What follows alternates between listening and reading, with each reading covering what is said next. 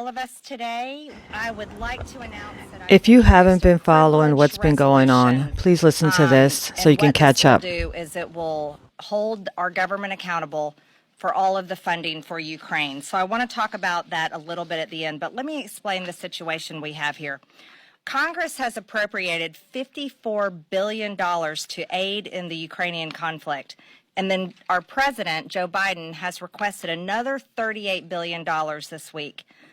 The American people, the taxpayers of this country, deserve to know where their money is going and how it's being spent. Let's just break this down a little bit. Of the $54 billion appropriated by Congress, $44 billion is for aid to Ukraine and other affected countries. But what other countries, and how are they affected, and how did the American people's taxpayer dollars go to those countries, and to who, and to what organization, to their government, in what way? Also, how is the military assistance being appropriated? $23.3 billion is for military assistance to Ukraine and other countries impacted by the war. Again, who are the other countries? How are they impacted? Are we talking about Poland, where Ukraine fired missiles and it accidentally killed 2 people in Poland? Is that what we're talking about? But let's talk about the aid to Ukraine. Here in the news, we're just finding out about the situation with FTX and the cryptocurrency.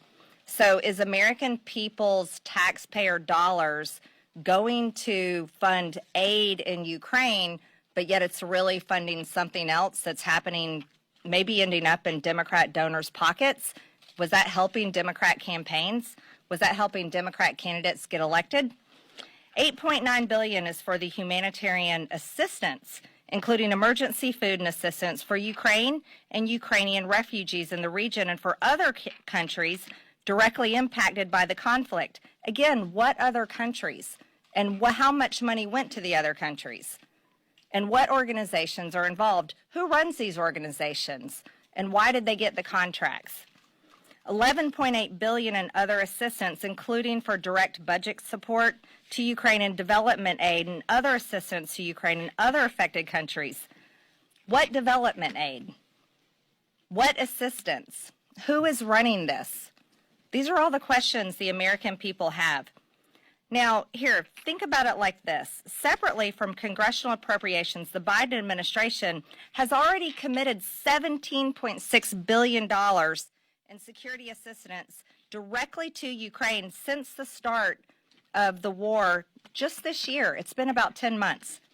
The Biden administration has also authorized 23 drawdowns, that's selling weapons and equipment, under the Presidential Drawdown Authority since August of 2021 for a total value of $10.6 billion. Now let's compare all of this, to what our border receives.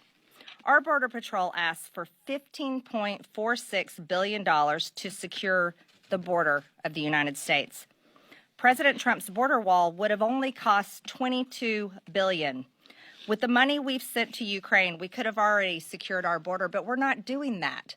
We're ignoring the dangers happening at our border and the national security crisis that's happening in our country, while we are completely protecting another country's border and also waging a proxy war with Russia.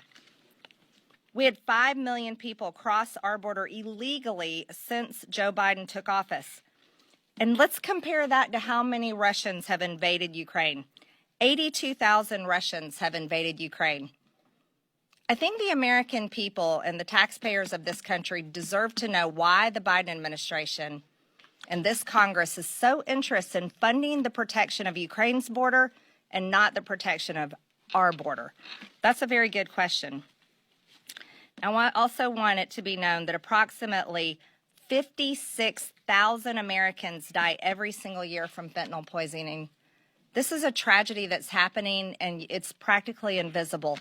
Now, while we have injured Ukrainian soldiers walking the halls of Congress, and I just saw them today, and they're being paraded around. It's tragic and heartbreaking to see these men. They've been injured in this war, a war that America should not be participating in, but they're used as pawns to talk people like us into funding the protection of Ukraine's border, but not the protection of our border. And that is extremely wrong. But all the families that lost loved ones, 56,000 a year Americans dying from fentanyl, we don't see them walking the halls of Congress. And that's tragic. Now, our job is to use the American tax people's